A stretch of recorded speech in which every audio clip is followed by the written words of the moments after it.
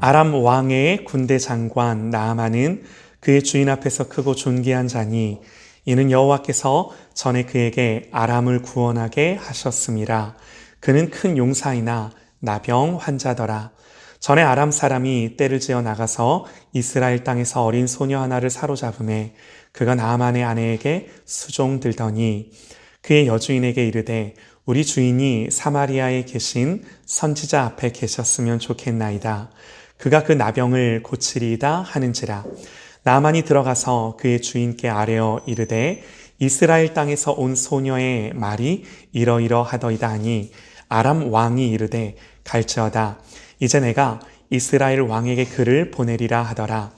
나아만이 곧 떠날새 은 10달란트와 금 6,000개와 의복 10벌을 가지고 가서 이스라엘 왕에게 그 글을 전하니 일러스되 내가 내 신하 나아만을 당신에게 보내오니 이 글이 당신에게 이르거든 당신은 그의 나병을 고쳐주소서 하였더라. 이스라엘 왕이 그 글을 읽고 자기의 옷을 찢으며 이르되 내가 사람을 죽이고 살리는 하나님이냐? 그가 어찌하여 사람을 내게로 보내 그의 나병을 고치라 하느냐? 너희는 깊이 생각하고 저 왕이 틈을 타서 나와 더불어 시비하려 함인 줄 알라 하니라. 하나님의 사람 엘리사가 이스라엘 왕이 자기의 옷을 찢었다 함을 듣고 왕에게 보내 이르되 왕이 어찌하여 옷을 찢었나이까? 그 사람을 내게로 오게 하소서. 그가 이스라엘 중에 선지자가 있는 줄을 알리이다 하니라. 나아만이 이에 말들과 병거들을 거느리고 이르러 엘리사의 집 문에 서니 엘리사가 사자를 그에게 보내 이르되 너는 가서 요단강에 몸을 7번 씻으라. 네 살이 회복되어 깨끗하리라 하는지라. 나아만이 노하여 물러가며 이르되 내 생각에는 그가 내게로 나와 서서 그의 하나님 여호와의 이름을 부르고 그의 손을 그 부위 위에 흔들어 나병을 고칠까 하였도다. 다메섹강 아바나와 아르발은 이스라엘 모든 강물보다 낫지 아니하냐? 내가 거기서 몸을 씻으면 깨끗하게 되지 아니하랴 하고 몸을 돌려 분노하여 떠나니 그의 종들이 나와서 말하여 이르되 내 아버지여 선지자가 당신에게 큰 일을 행하라 말하였다면 행하지 아니하였으리이까? 하물며 당신에게 이르기를 씻어 깨끗하게 하라 함이리이까 하니 나아만이 이에 내려가서 하나님의 사람의 말대로 요단강에 7번 몸을 잠그니 그의 살이 어린 아이의 살같이 회복되어 깨끗하게 되었더라. 아멘, 아멘. 한 끗 차이라는 제목으로 하나님의 말씀 선포합니다. 한 끗 차이라는 제목으로 하나님의 말씀 듣겠습니다. 여러분 저를 보시죠. 우리 어린이들도 목사님을 보시죠. 여러분 한 끗 차이라는 말을 아실 겁니다. 한 끗 차이. 화투나 이 투전 같은 노름판에서 셈을 세는 단위죠. 한 끗 차이로 졌다 그럴 때 아주 근소한 차이로 진 걸 말하는 거죠. 하나님 앞에서요, 이 한 끗 차이가 참 중요합니다. 무슨 말인가? 어떤 의미에서 이런 말씀을 드리는가? 예를 들면요, 이런 겁니다. 여러분 기도를 열심히들 하시죠? 웃음이 별로 네, 적게들 하세요. 목사님 저도 부끄럽습니다. 적은 정도가 아니라 밥 먹을 때 외에는 안 하는 경우도 많으세요. 누구 다른 사람이 아니라 나를 보면 됩니다. 한 기관에서 한국교회 성도들에게 설문조사를 했대요. 얼마나 기도를 하십니까? 이렇게 조사를 해보니까 하루 평균 24분 25초랍니다. 이상하죠? 너무 많이 나왔어요. 이렇게 많이 나올 리가 없는데. 그런데 어쨌든 같은 설문조사에서 이 기도가 중요하다고 생각하십니까? 라는 질문에는 거의 100%의 성도님들이 중요하다라고 답을 했대요.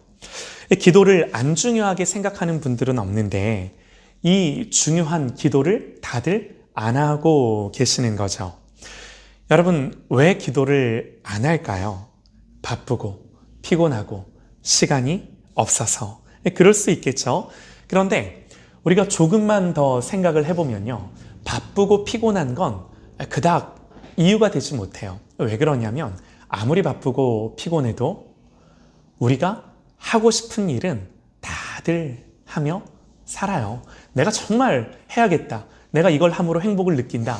이런 일들은 길을 쓰고 시간을 내고 돈을 들여서 그 일들을 하면서 사는 게 우리의 삶인 거죠. 어느 신문 기사에서 봤는데요. 어떤 목사님이 여기에 대한 답을 이렇게 하더라고요. 제가 이 기사를 인용해서 읽어드릴게요. 우리는 중요한 것과 유일한 것의 차이를 혼동한다. 중요한 것은 말 그대로 중요한 것이다. 그러나 유일한 것은 약간 뉘앙스가 다르다. 유일한 것은 다른 것으로는 대체가 불가능하다.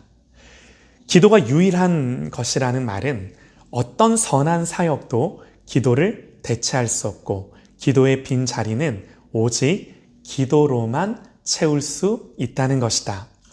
그에 비해서 중요한 것은 대체가 가능하다. 어떻게 보면 약간의 차이요, 한 끗의 차이다. 그러나 이것은 하늘과 땅의 차이를 만든다. 기도를 단지 중요한 것으로 인식하는 사람은 실패할 것이다. 왜? 갑자기 더 중요하고 더 급한 것이 닥치면 기도를 안 한다. 중요한 것을 더 먼저 하게 되어 있다. 하나님 앞에서 기도는 그 자체로 중요한 것이 아니라 유일한 것이다. 지금 하지 않으면 오늘의 기도는 영원히 할 수 없는 하나님 앞에서의 사명이다. 동의하시나요? 동의하지 않기가 어렵죠. 기도를 중요한 것으로 이해하는 것과 유일한 것으로 이해하는 것. 여러분 어떻게 보면요. 사소한 차이이고 그게 그거 아니야? 라고 생각할지 모르나 이 한 끗의 차이는 너무너무 어마어마한 결과를 우리에게 가져오는 거예요. 여러분 사탄이요. 기도는 안 중요한 거다라고 우리들을 유혹하지 않습니다. 이렇게 도전하지 않아요. 그 대신 순서만 살짝 바꾸는 거죠. 야, 기도 너무너무 중요하지. 너무너무 중요해. 근데 유일한 건 아니야. 지금 너 더 중요한 거, 이거 급한 거 먼저 하고 해도 늦지 않아. 절대로 늦지 않아. 라고 우리에게 말하는 거예요. 사단은요, 이 한 끗 차이를 비집고 우리의 마음을 들어오는 거죠. 여러분 로켓을 쏘아 올릴 때요. 이 로켓의 각도가 조금만 틀어져도 엄청 궤도가 틀어지는 거예요. 우리의 신앙도 마찬가지입니다. 여러분 보세요. 우리의 생각과 우리의 마음이 하나님의 말씀에서 조금만 틀어져도 이 조금 틀어진 게 뭐 대수야 라고 우리는 생각할지 모르나 마치 로켓의 각도가 틀어진 것처럼 이 하나님의 말씀에서 우리의 마음이 조금만 이탈해도 이 하나님의 말씀에서 우리의 생각과 사고가 조금만 벗어나도 큰 결과의 차이를 만들어내는 거예요. 성경 우리에게 말씀합니다. 그러므로 너희는 이 말씀에서 좌로든지 우로든지 절대로 치우치지 말아라. 그렇게 성경 우리에게 말하는 거예요. 말씀 그대로 하나님의 말씀에서 우리의 생각을 조금도 벗어나지 않게 하는 것. 이 말씀에서 우리의 생각을 조금도 이탈시키지 않는 것. 여러분 이게 너무나 중요한 거예요. 성령께서 우리의 인생을 연단하시며 이 일을 하시는 줄 믿습니다. 아멘이에요. 여러분 성령님이 우리의 인생 가운데 이 일을 하실 때 우리를 연단하시며 우리를 이렇게 성숙하게 하시고 변화시켜 나갈 때 보세요. 우리의 반응도 참 중요해요. 우리가 하나님 앞에 어떻게 신앙생활 하는지도 참 중요한데요. 이게요. 생각보다 쉽지가 않아요. 우리의 가치관, 우리의 관점, 어떤 우리의 사고의 틀, 나만의 틀 이게요. 생각보다 견고해서 말씀과 일치하고 있다고 생각하는 그때에도 정말 이 하나님의 성령의 조명하심 가운데 우리가 우리의 생각과 우리의 사고의 틀이 이 말씀에서 벗어나는 때가 너무나도 많이 있을 수가 있는 거예요. 오늘 말씀을 보면 제가 이제 쉽지 않다 그렇게 말씀을 드렸는데요. 왜 쉽지 않은지가 나오는데요. 오늘 말씀을 보면요. 엘리사 시대 때 이 아람 나라에 군대 장관이 있었습니다. 나아만이죠. 여러분 이 사람의 이름을 들어보신 적이 있을 거예요. 성경 이 사람에 대해 이렇게 묘사를 합니다. 1절 말씀에요. 아람 왕의 군대 장관 나아만은 그의 주인 앞에서 크고 존귀한 자니 이는 여호와께서 전에 그에게 아람을 구원하게 하셨습니다. 그는 큰 용사이나 나병 환자더라. 나아만은요, 그 당시 패권 국가였던 아람이라는 나라의 군대 장관이었습니다. 부와 명예와 권력도 있었고요. 그 주인 왕으로부터 정말 신임받는 그런 신하였고요. 또 백성들로부터도 칭송받는 그런 사람이었어요. 그런데 그 모든 것들이 다 무색할 만큼 그에게는 큰 문제가 하나 있었는데요. 바로 나병 환자였어요. 나병 환자. 지금이야 이 나병이 치료가 가능하지만 그 당시는 불치병이었죠. 여러분 우리가요 겉으로 보기에는 아무 문제가 없어 보이는 사람, 그런 가정, 단란한 가정들, 조금만 자세하게 그 가정과 그 사람을 들여다보면 모든 사람은 저마다 다 문제와 아픔 한두 개씩은 다 가지고 있는 것을 우리가 볼 수가 있는데요. 나아만을 보면요. 정말 이 사람도 다 이룬 사람이죠. 뭐 하나 부족할 거 없는 사람이에요. 하나님의 관점에서 보면 그러나 그럼에도 불구하고 때때로 이런 사람들에게조차 하나님 문제들을 아픔들을 허락하셔서 하나님을 찾는 계기들을 주시려고 이런 문제와 아픔들을 허락하시는 줄 믿습니다. 그런데 여러분 보세요. 그렇다고 이 고난과 아픔과 문제 자체가 우리를 변화시키는 게 아니에요. 문제를 만난다고 우리가 자연스럽게 성숙해지는 게 아니다라는 겁니다. 변화와 성숙은요, 반드시 이 고난 가운데 중요한 게 뭐예요? 말씀이 들려지고 복음이 들려질 때 거기에 반응할 때 일어나는 일인 줄 믿습니다. 여러분 그러니까 보세요. 하나님이 왜 고난을 주시는 줄 아세요? 왜 문제와 아픔들을 주시는 줄 아십니까? 이 사람으로 하여금 지푸라기라도 잡고 싶은 심정을 갖게 하시려고 그러는 거예요. 이게 되게 중요해요. 고난 가운데 정말 하나님을 향하여 지푸라기라도 잡고 싶은 그 마음이 이 가난한 마음이죠. 그 마음이 이 사람 안에서 일어나게 하기 위해. 그래서 고난 가운데 중요한 건 뭐예요? 그 마음을 가지고 이 하나님의 말씀을 붙들어낼 수 있는 그 포인트가 너무나 중요한 거예요. 자, 하나님이 나아만에게도 그렇게 역사를 하시는데요. 하나님이 어떻게 나아만에게 역사를 하시는가? 이스라엘에서 데려온 여종이 하나가 있었습니다. 하루는 이 아이가 이런 말을 합니다. 내 고향 사마리아에 선지자가 계시는데 우리 주인님이 그 선지자를 한번 찾아가 봤으면 좋겠다고. 그분이 당신의 병을 고칠 수 있을 거라고. 여러분 보세요. 어떻게 나아만에게 하나님 지금 기회를 주세요? 포로로 잡아온 여종을 통해 하나님이 기회를 주고 계시는 거예요. 여러분 이런 말이 평소 같았으면 이 나아만 장군에게 들리기나 했겠습니까? 정상적인 상황이라면 이 어린 여자아이의 말을 귀담아 듣기나 했겠냐라는 겁니다. 무슨 말이에요? 여러분 겸손해야 들려요. 겸손해야 들려요. 마음이 가난해져야 들리는 거예요. 그러므로 하나님이 우리를 어려운 상황 가운데 두실 때, 때로는 고난 가운데 두실 때 우리의 마음이 하나님 앞에 겸손하고 가난한 마음, 낮은 마음으로 반응하는 저와 여러분 되시기를 간절히 소망합니다. 이게요, 너무나 중요한 거예요. 여러분 왜요? 그래야 말씀이 들려요. 왜요? 그래야 하나님이 주신 기회를 붙들 수가 있어요. 그렇지 못하면 기회를 줘도 못 붙잡아요.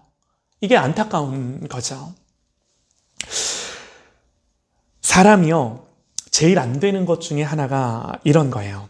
듣는 것 같지만 안 듣습니다. 자기의 틀과 관념 안에서는 듣지만 그것을 벗어난 이야기를 할 때는 그 앞에서야 끄덕일 수 있을지 모르지만 잘 듣지 못해요. 저도 그래요.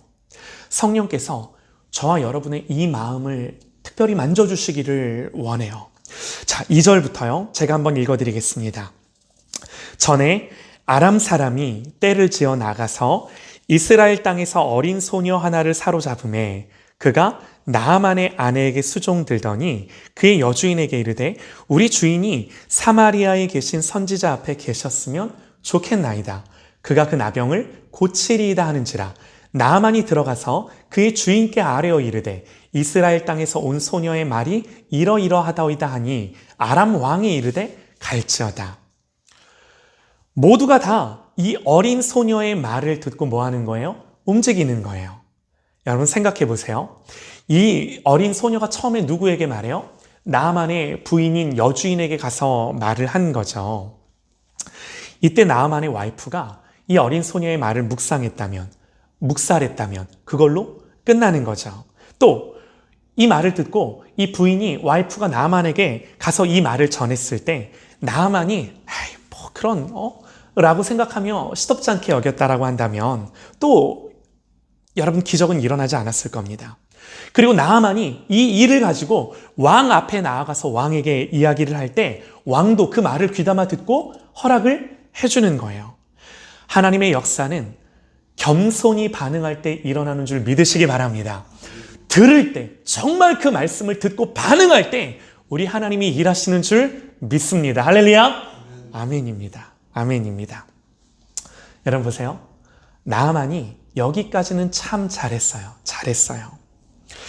이 아이의 말을 듣고 엘리사를 찾아갑니다. 뭐 그냥 가나요? 온갖 예물을 다 준비해서 엘리사를 찾아가는 거죠. 그런데 엘리사가 어떻게 하나요? 나와 보지도 않고 자기의 종을 시켜 야, 요단강 물에 7번 담그라고 전해.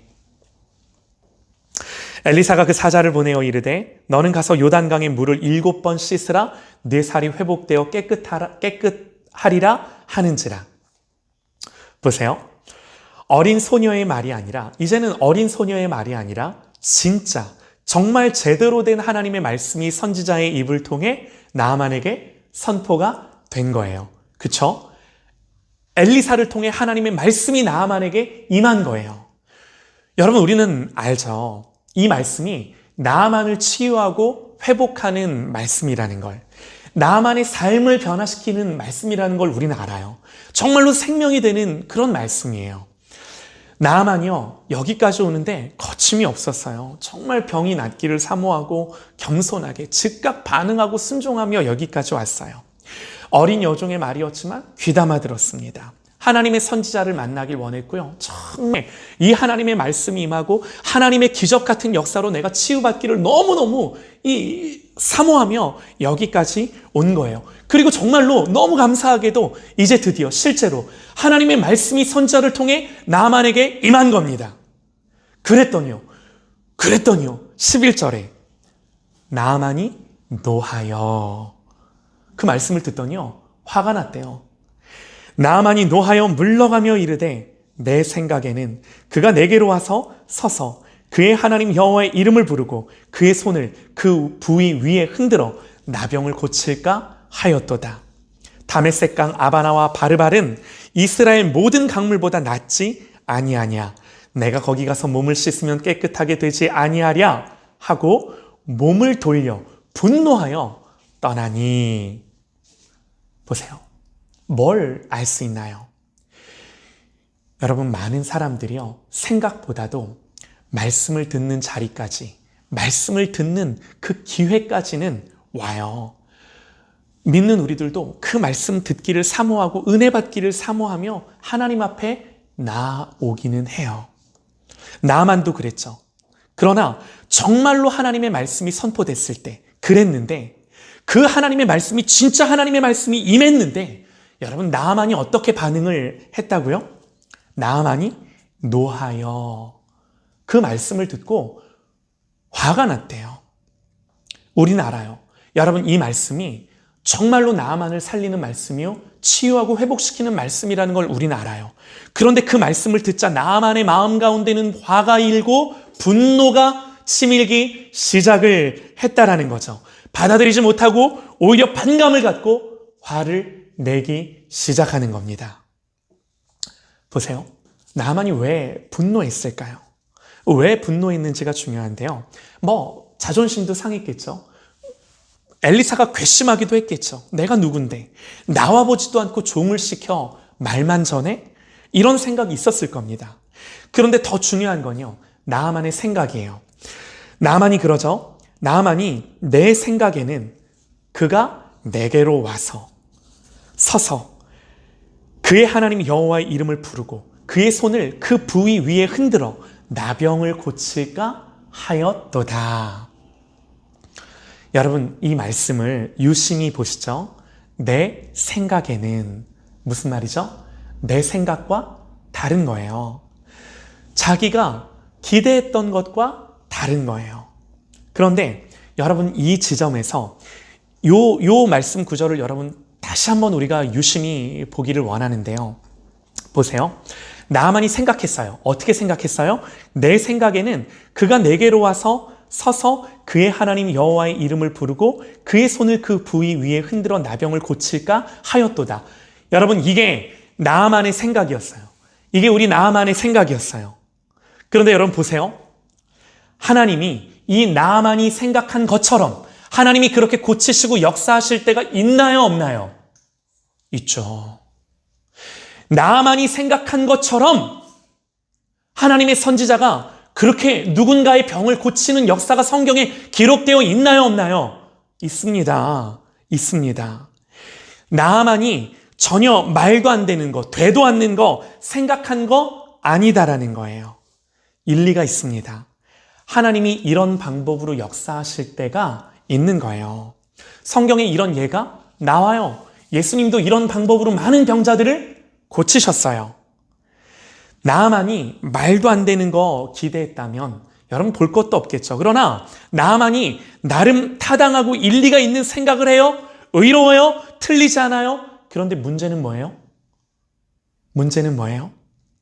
하나님은 내가 기대하고 생각한 대로 역사하실 때도 있지만 지금은 아니다라는 거예요. 하나님이 내가 생각하고 기대한 그대로 하나님이 일하실 때도 있지만 지금은 아니다라는 거예요. 여러분, 이게 문제예요. 하나님 지금 그에게 주시는 말씀은 그가 생각하고 기대했던 그 말씀이 아니다라는 거예요. 여러분, 우리가 신앙생활할 때 상처받는 것도 또 실망하는 것도 다른 사람들에게 상처받는 것도 이런 경우일 때가 참 많아요. 우리가 말도 안 되는 거 기대하는 거 아니죠? 하나님의 뜻과 배치되는 거 아니에요. 심지어는 의로워요. 정말 의로워요. 어찌 보면 지극히 타당하고 당연한 거, 상식적인 거. 그런데 지금 그 순간 하나님이 너에게 하시는 말씀이 그 말씀이 아닐 수 있다라는 거예요. 내 사고, 내 틀, 내 관념, 심지어 하나님의 말씀을 가지고 있었던 그 생각조차도 그 순간에는 하나님이 그에게 원하시는 아버지의 마음이 아닐 수도 있다라는 거예요.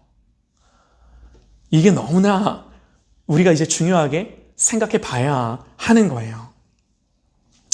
여러분, 하나님이 우리를 향하여 이렇게 말씀을 하실 때 그 순간 나의 고정관념이 아닌 내가 생각하고 기대했던 게 아닌 나를 넘어 정말로 나를 깨뜨리고 어떻게 내 마음을 하나님의 마음에 한 끗 차이를 일치시켜 갈 수 있는가? 여러분, 이게 오늘 말씀의 주제입니다. 이게 이슈예요. 어떻게 이 한 끗 차이도 하나님께 맞출 수 있는 나의 믿음이 될 것인가? 여러분 보세요. 이 말씀을 준비하며 생각할 때에 하나님이 저에게 기억나게 하시는 사건이 하나가 있었는데요. 언젠가 하루는 우리 아들이 뭘 잘못했어요. 제가 우리 아들한테 화가 많이 났어요. 이놈의 자식. 그러면서 화를 내고 매를 대고 할 말 못할 말, 저도 이제 제 안에 일어나는 그 화로 인해 이 말들을 우리의 자녀들에게 꺼내 놓는 거죠. 그런데 이렇게 이제 다 혼내고 정말 훈계하고 교훈하고 책망하고 다 끝나고 이제 잠을 자려는데 성령님이 저를 책망하세요. 제가 하나님께 반문했죠. 아니 하나님, 이 일은 분명히 이 녀석이 잘못한 거 아닙니까? 그리고 부모로서 당연히 책망하고 징계하고 바르게 교육하고 의로 교육하고 옳은 것들을 가르쳐주고 하나님 이거 당연한 거 아닌가요? 맞는 거 아닌가요? 자녀가 잘못했을 때 징계하는 거 당연한 거 아닌가요? 맞죠? 여러분 제 말이 틀리지 않죠? 맞아요. 맞아요. 그런데 하나님이 틀렸대요. 하나님이 틀렸대요. 그러면서 하나님이 저에게 묻는 것이요. 아들아, 너는 인격적인 하나님을 인격적인 아버지로 설교하고 그렇게 가르치면서 너의 아버지됨이 비인격적이면 어떻게 인격적인 하나님을 아버지로 가르치고 설교할 수 있겠니? 하나님 그 말씀을 하시는데 할 말이 없죠. 또 네가 징계할 때 너는 네가 아버지로서 징계하는데 너는 그 아버지의 이 표본인 실체인 하나님 아버지의 마음으로 징계하지 않았다.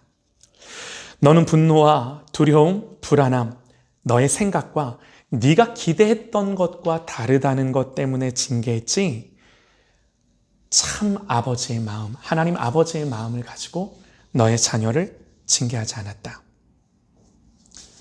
하나님 제 성령으로 그런 감동을 제 마음 안에 주시는데 제가 할 말이 없는 거죠.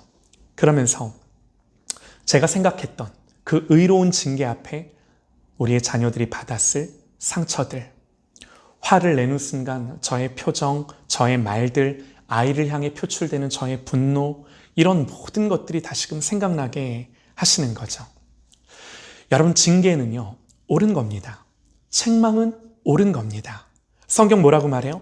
매를 아끼는 자는 그 자식을 미워함이라. 자식을 사랑하는 자는 근실히 징계하느니라. 징계는 다 받는 것이거늘 너희에게 없으면 사생자요 친아들이 아니니라. 의로운 징계는 옳아요. 여러분, 이게 하나님의 뜻과 배치되나요? 배치되지 않아요.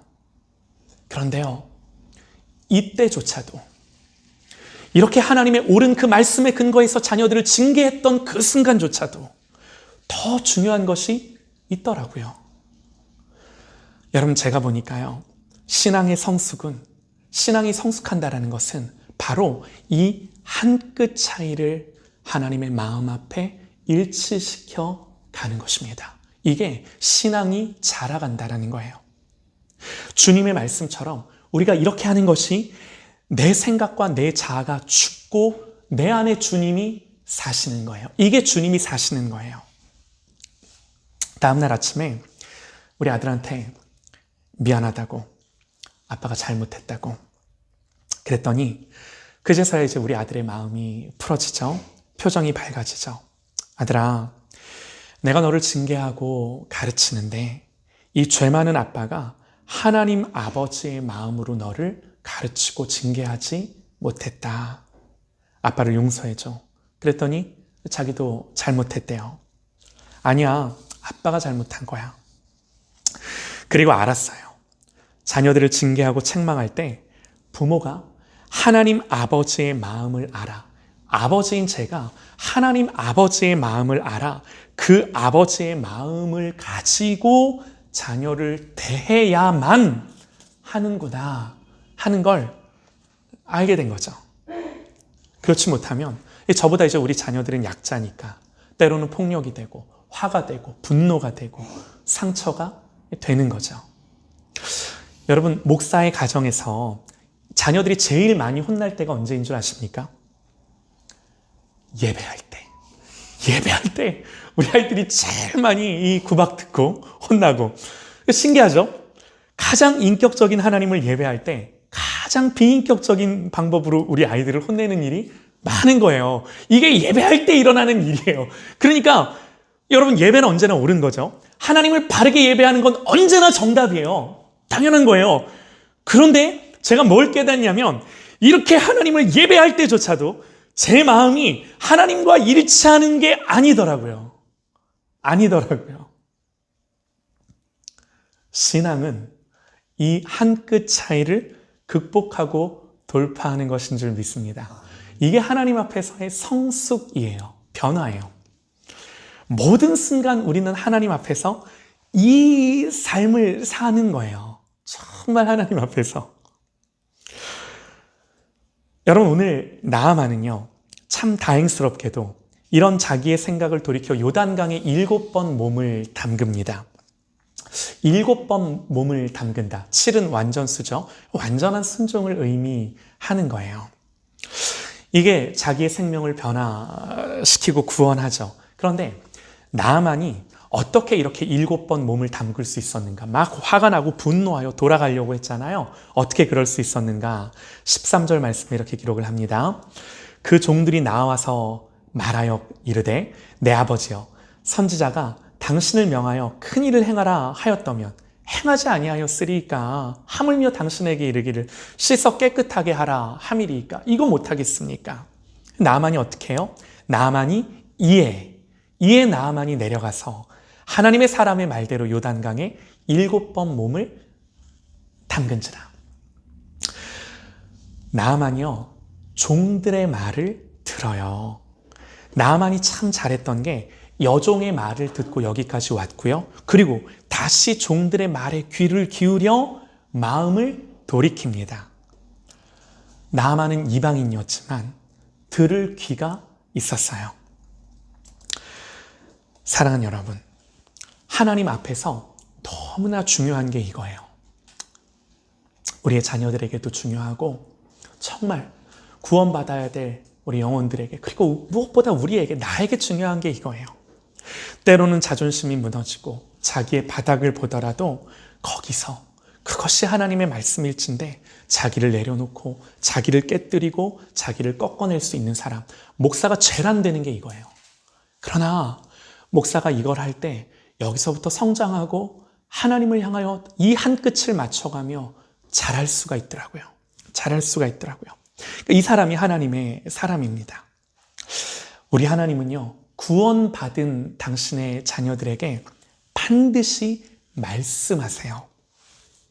그러면 여러분, 중요한 게 뭐예요? 우리에게 가장 중요한 거는 하나님은 반드시 말씀하시는 하나님이기에 우리는 그 말씀 앞에 나의 생각과 나의 의지를, 나의 사고와 나의 가치관을 말씀 앞에 꺾어낼 수 있는 그런 저와 여러분 되시기를 간절히 소망합니다.